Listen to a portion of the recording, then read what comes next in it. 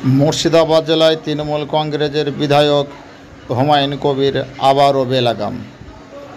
ভরতপুরের হুমায়ুন কবির আবারও বেলাগাম। একজন ডাক্তার হুমায়ুন কবিরের নামে এফআইআর করাতে বেলাগাম মন্তব্য করে বসলেন হুমায়ুন কবির। তিনি বলেন 2 ঘন্টা নোটিশে 10,000 লোক জোগাড় করতে পারি। তিনি আরও বলেন 50 জন ডাক্তারকে ঘরে ঢোকাতে আমার 2 মিনিট সময় লাগবে।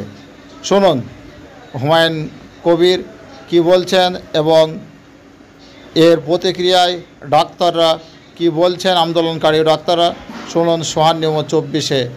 তার বহরমপুর এসে আমার বিরুদ্ধে একটা এফআইআর করে দিল।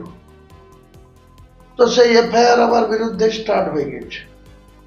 তো তিনাদের গণতন্ত্রে যদি এত অধিকার থাকে বা পেয়ে যায়, বা 7,500 ডাক্তার যদি এত ক্ষমতাবান হয়, আমি বলেছি মমতা ব্যানার্জির নাম ভাঙাবো না, অভিষেক ব্যানার্জির নাম নেব না, তৃণমূলের কোনো পতাকা নেব না।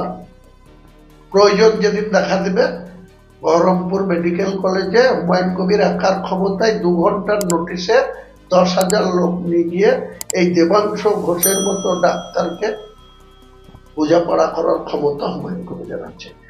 যত খুশি করুক, যত মহামিছিল করবে, এরা যদি 1,000 লোকের মিছিল করে, আমি তার পরের দিন 5,000 লোকের মিছিল করবো, যে ওদেরকে ঘিরে ওখানে রেখে দেবো মেডিকেল কলেজে। হিম্মত থাকে তো আমার সাথে লড়বে, করুক। যেদিন করবে তার 2 দিনের মাথায় করব। মেডিকেল কলেজ ঘেরাও করে রাখবো।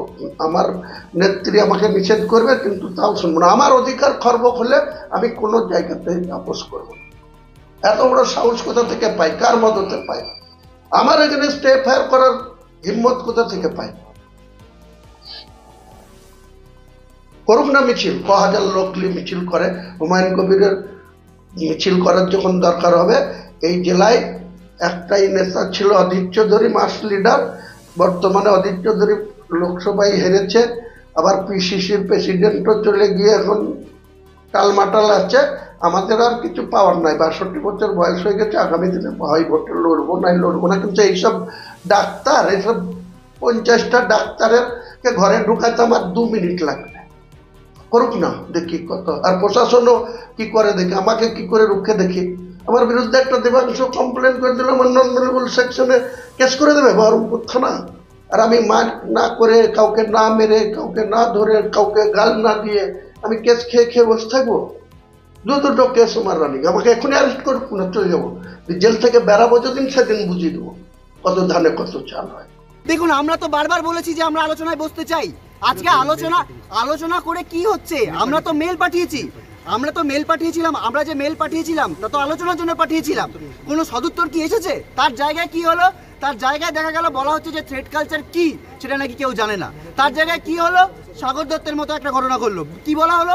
আরেকটা আরজিকর করে দেওয়া হবে। কাদের সাহসে করছে? কি হলো? শাসক দলের বিধায়ক বলছে যে ডাক্তারদের গিয়ে 50 জন ডাক্তারকে উঠিয়ে দেওয়া হবে, 50,000 লোক গিয়ে।